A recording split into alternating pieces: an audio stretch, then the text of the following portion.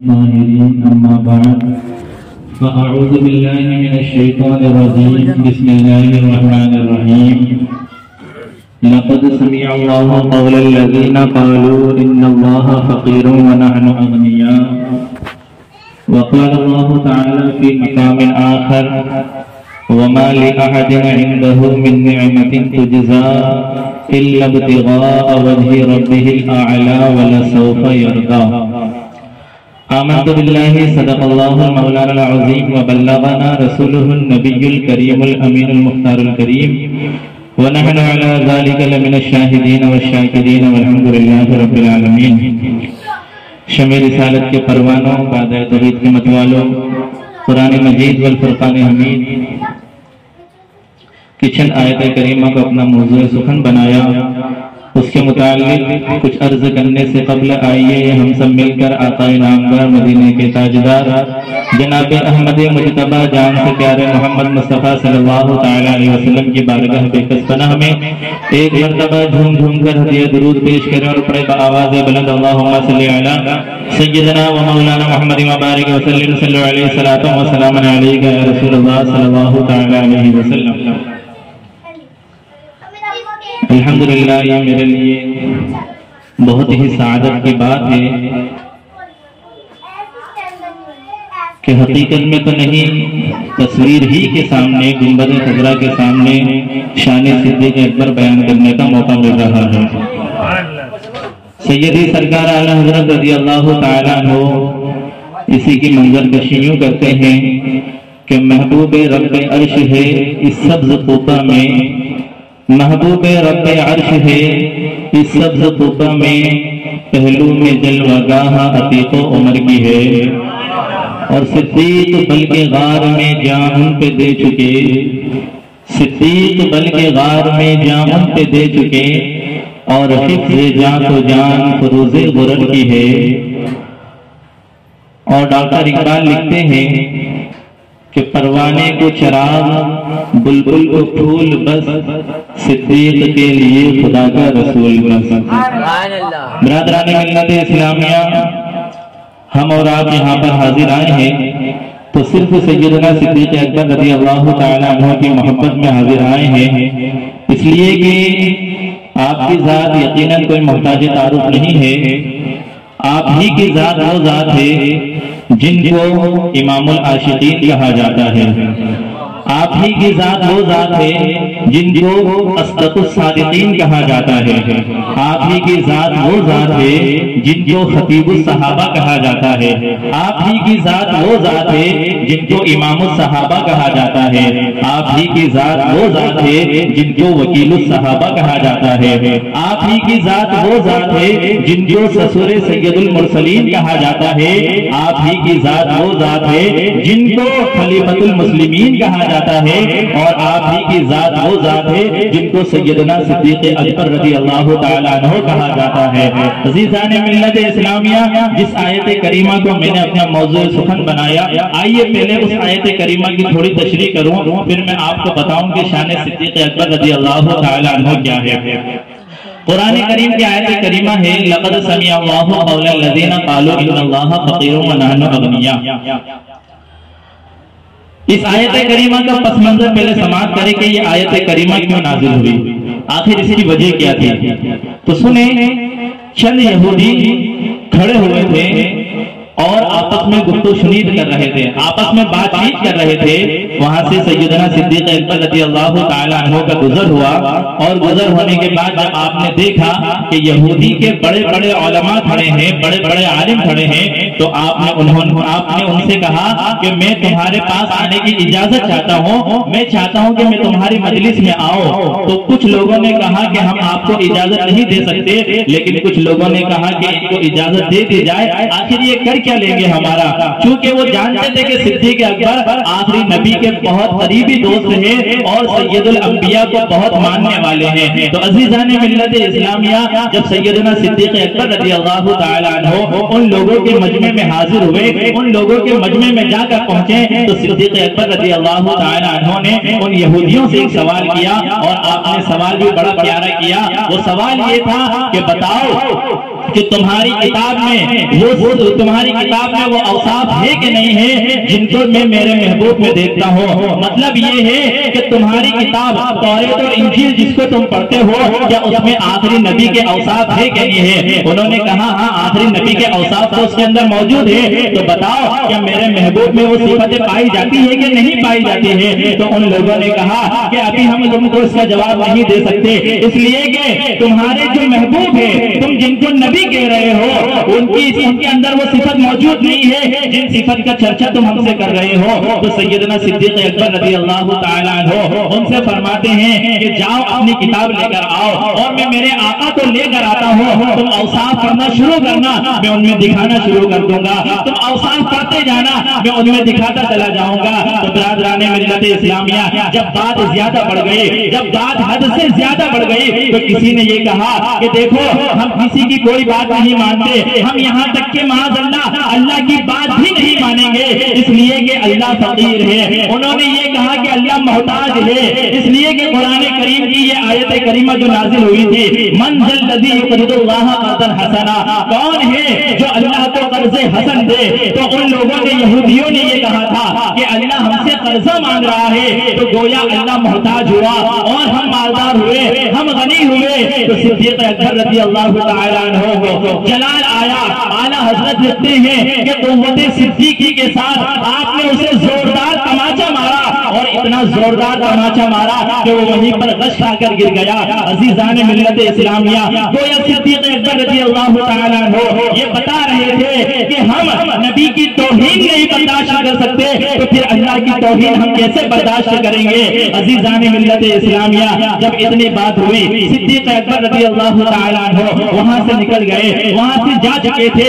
اس وقت یہودی سوچنے لگے چونکہ ہمارے بڑے عالم کو مارا گیا ہے اس کا بدلہ تو لیا جانا چاہیے، چلو ہم ان کے نبی کے پاس جاتے ہیں اور ان کے نبی کے پاس جا کر ہم یہ مقدمہ درج کرتے ہیں اور صدیق کو سزا دلواتے ہیں. چنانچہ سبھی لوگ گئے، سید الانبیاء کے پاس گئے. جب وہاں پر پہنچے اور وہ ساری بات بتائی جو ان کے ساتھ ہوئی تھی تو آقا کریم صلی اللہ تعالیٰ علیہ وسلم نے حضرت ابو بکر صدیق کو بلایا اور حضرت ابو بکر صدیق کو بلانے کے بعد ان سے فرمایا اے صدیق یہ لوگ سچ کہہ رہے ہیں کہ واقعتاً تم نے ان کو مارا ہے؟ تو حضرت ابو بکر کہتے ہیں ہاں یا رسول اللہ میں نے ان کو مارا ہے، لیکن آپ پوچھئے تو صحیح میں نے ان کو مارا کیوں ہے؟ تو وہ صدیق اکبر رضی اللہ تعالیٰ عنہ بتانے لگے کہ یہ اللہ کی گستاخی کر رہے تھے اس لیے میں نے ان کو تماچا مارا. عزیزان ملت اسلامیہ وہ یہودی کہنے لگے صدیق کیا تمہارے پاس کوئی گواہ ہے کہ ہم نے اللہ کی گستاخی کی ہے؟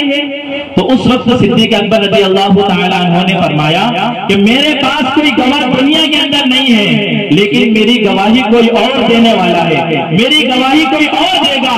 اتنے میں اللہ تبارک و تعالیٰ نے جبریل امین سے فرمایا اے جبریل سدرہ پہ بیٹھنے کا وقت نہیں ہے، جاؤ میرے صدیق کی تصدیق کر کے آؤ. جب صدیق کی تصدیق کرنے کے لیے جبریل امین حاضر ہوئے تو آقا کریم صلی اللہ تعالیٰ علیہ وسلم کے سامنے یہ آیت کریمہ پیش فرمائی لقد سمع اللہ قول الذین قالوا ان اللہ فقیر ونحن اغنیاء، کہ بے شک اللہ نے سنا ان لوگوں کا قول جنہوں نے کہا تھا کہ اللہ فقیر ہے اور ہم غنی ہیں. تو برادران ملت اسلامیہ جب صدیق اکبر رضی اللہ تعالیٰ عنہ پر انگلی اٹھائی گئی اور دنیا کے اندر کوئی گواہ نہیں ملا تو اسی صدیق کی گواہی رب العالمین دیتا ہوا نظر آ رہا ہے. برادران ملت اسلامیہ دیکھیں صدیق اکبر رضی اللہ تعالیٰ عنہ کی ذات کون سی ذات ہے، اور گواہی صرف ایسے ہی نہیں دلوائی بلکہ قرآن کے اندر اس آیت کو پیش فرما کر گواہی دلوائی تاکہ لوگ زندگی بھر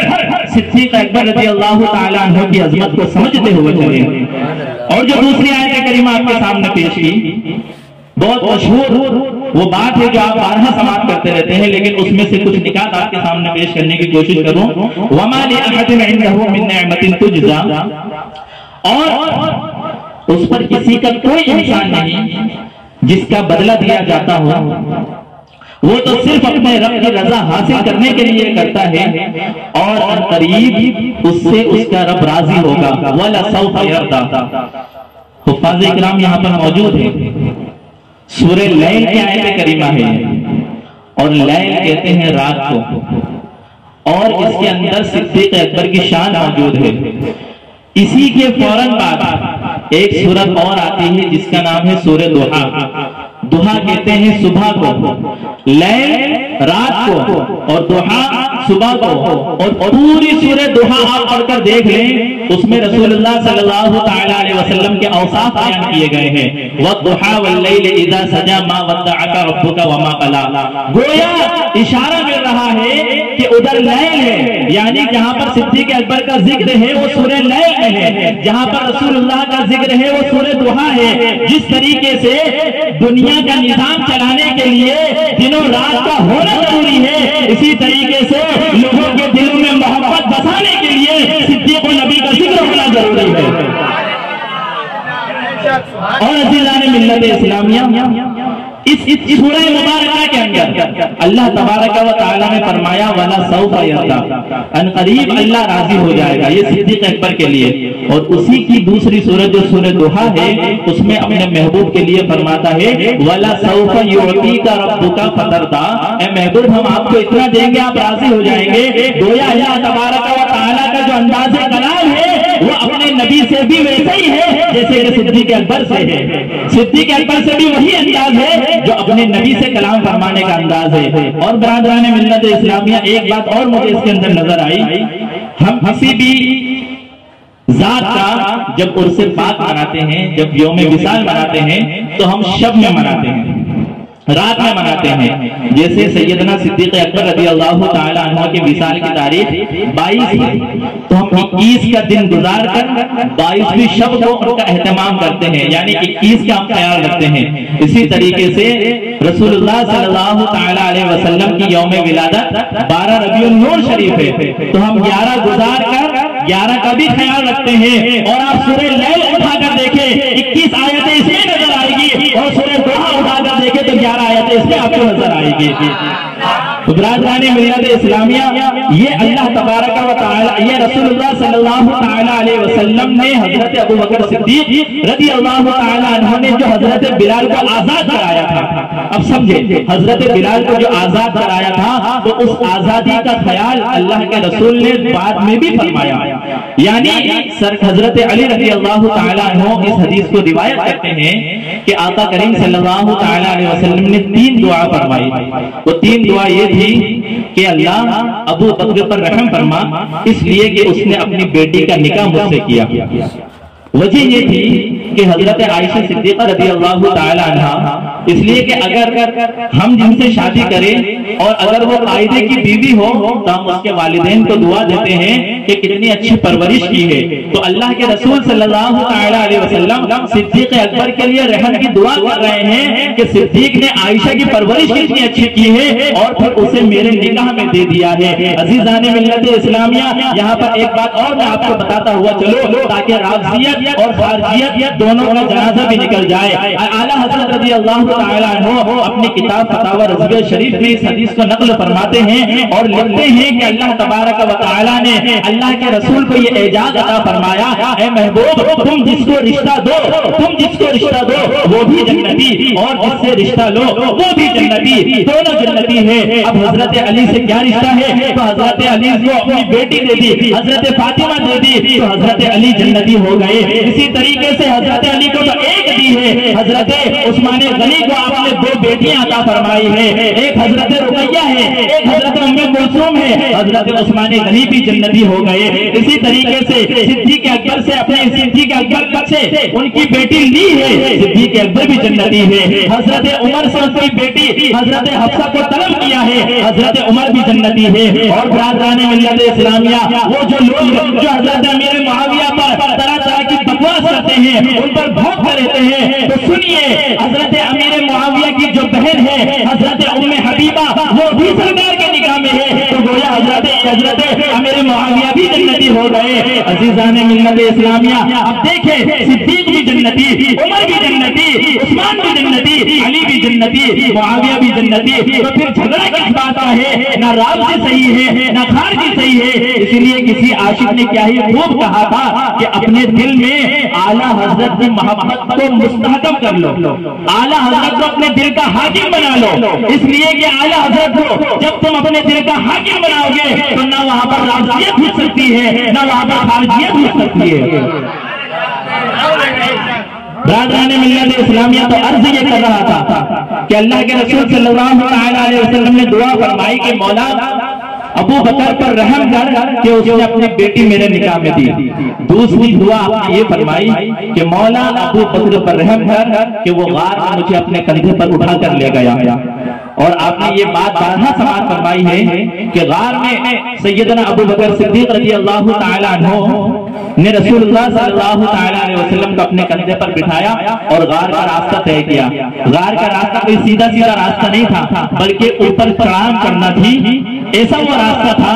تو عزیزان ملت اسلامیہ یہاں پر ایک بات اور میں آپ کے سامنے عرض کروں، اس کو علامہ نعیم الدین مراد آبادی علیہ الرحمہ نے لکھا ہے، اس کے علاوہ علامہ جلال الدین سیوطی نے بھی لکھا ہے، اس کے علاوہ دیگر مفسرین نے لکھا ہے، اور بہت سارے محقق نے اس پر تحقیق بھی کی ہے، بہت سارے محدث نے اس کو بیان بھی کیا ہے کہ رسول اللہ صلی اللہ تعالی علیہ وسلم کا جسم اطہر جہاں پر ہوگا وہ جگہ عرش سے بھی افضل ہے، وہ جگہ کعبے سے بھی افضل ہے، وہ جگہ بیت المقدس سے بھی افضل ہے، وہ جگہ ساتوں آسمان سے بھی افضل ہے، وہ جگہ جنت سے بھی افضل ہے. تو اب میں آپ سے پوچھنا چاہتا ہوں کہ جب رسول اللہ صلی اللہ علیہ وسلم حضرت ابو بکر کے کاندھوں پر سوار ہوئے ہوں گے تو اس وقت صدیق اکبر کا مقام و مرتبہ کیا رہا ہوگا؟ عزیزان ملت اسلامیہ جب غار کے اندر رسول اللہ صلی اللہ علیہ وسلم صدیق اکبر کی زانوں پر آرام کر کر آرام فرما رہے ہوں گے، اس وقت مقام صدیق کیا رہا ہوگا؟ برادران ملت اسلامیہ آج جب مزار میں دونوں ساتھ ساتھ ہیں تو آپ سوچیں سرکار صدیق اکبر رضی اللہ تعالیٰ عنہ کا مقام و مرتبہ کتنا بلند ہو گیا ہوگا، کتنا بلند و بالا ہو گیا ہوگا.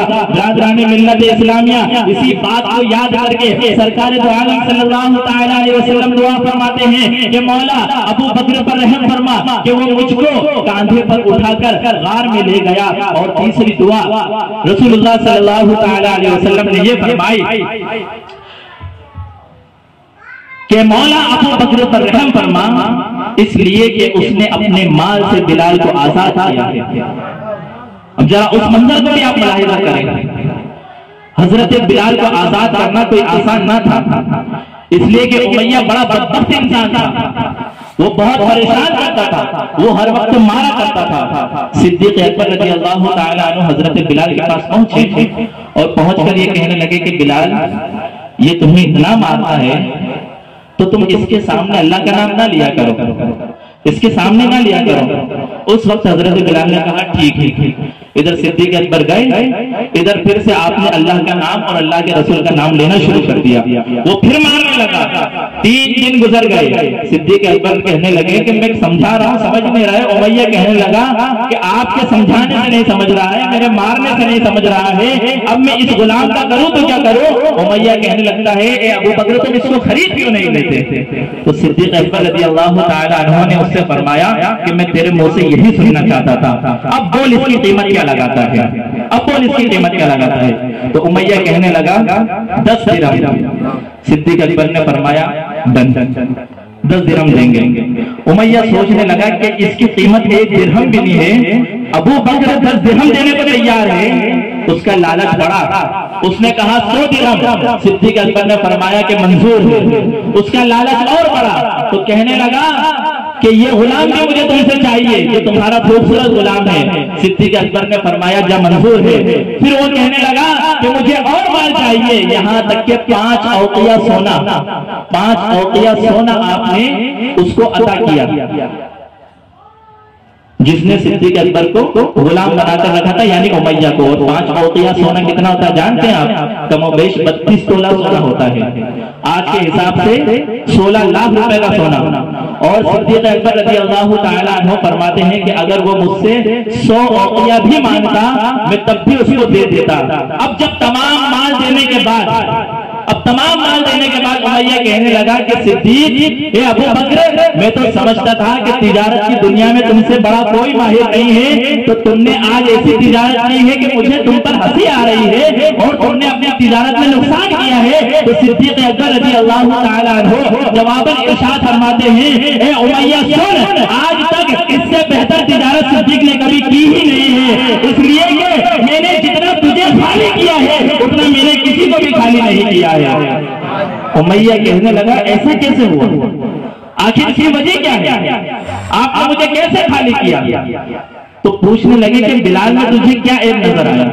تو وہ کہنے لگا میں جب بھی مارتا تھا یہ اللہ اللہ کا نام لیتا تھا، میں اس کو جب بھی مارتا تھا یہ اپنے آقا کے گن گاتا تھا۔ تو صدیق اکبر فرماتے ہیں ارے جس کو تو عیب سمجھتا تھا ابو بکر وہی خوبی دیکھ کر بلال کو آزاد کروا رہا ہے، وہی خوبی دیکھ کر بلال کو آزاد کروا رہا ہے۔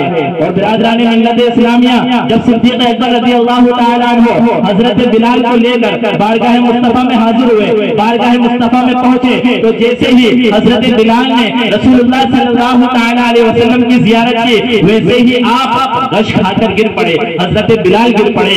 جب نیند سے بیدار ہوئے، جب ہوش آیا تو آقا کریم صلی اللہ تعالیٰ علیہ وسلم نے ان کو گلے سے لگا لیا، ان کو سینے سے لگا لیا۔ پھر سرکار دو عالم صلی اللہ تعالیٰ علیہ وسلم نے حضرت ابو بکر سے فرمایا اے ابو بکر، بلال کو آزاد کروانے کے لیے گئے تھے تو مجھے بھی اپنے مال میں شریک کر لیتے، مجھ سے بھی کچھ مال لے کر جاتے اور پھر بلال کو آزاد کرواتے۔ اللہ اکبر۔ صدیق اکبر رضی اللہ تعالیٰ عنہ کیا یہ خوب جواب دیتے ہیں حل انا لی ومال حل انا ومالی الا لک یا رسول اللہ، یا رسول اللہ کیا ابو بکر اور اس کا مال آپ کا مال نہیں ہے؟ ایک جواب تو آپ نے یہ ادا فرمایا، اور دوسرا صوفیہ اکرام لکھتے ہیں کہ جب آقا کریم صلی اللہ تعالیٰ علیہ وسلم نے ارشاد فرمایا کہ اے صدیق تم نے مجھے اپنے مال میں شریک کیوں نہیں کیا، تو گویا صدیق اکبر وہاں پر یہ کہنا چاہتے تھے یا رسول اللہ ہم آپ کو شریک کیسے کر سکتے ہیں؟ شریک تو اسے کیا جاتا ہے جو پارٹنر ہو، اور پارٹنر میں آدھے آدھے مال کا مالک ہوتا ہے۔ یا رسول اللہ ہم آپ کو شریک نہیں سمجھتے بلکہ آپ کو حبیب سمجھتے ہیں، اور جو شریک ہوتا ہے وہ آدھے کا مالک ہوتا ہے، جو حبیب ہوتا ہے وہ پورے کا مالک ہوتا ہے۔ سبحان اللہ، اللہ اکبر۔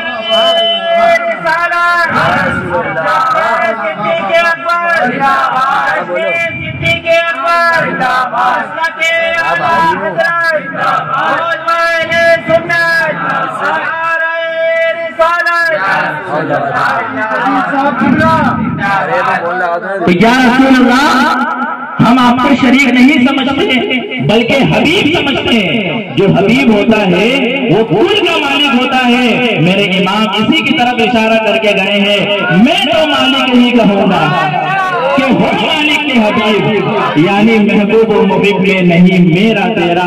مولا تبارک و تعالی ہم سب کو فیضان صدیق اکبر رضی اللہ تعالیٰ عنہ سے مالا مال فرمائے۔ دوران گفتگو جو کچھ بھی نزدیک ہوئی ہو مولا تعالی اپنے پیارے حبیب کے صدقے کو معاف فرمائے۔ استغفر اللہ۔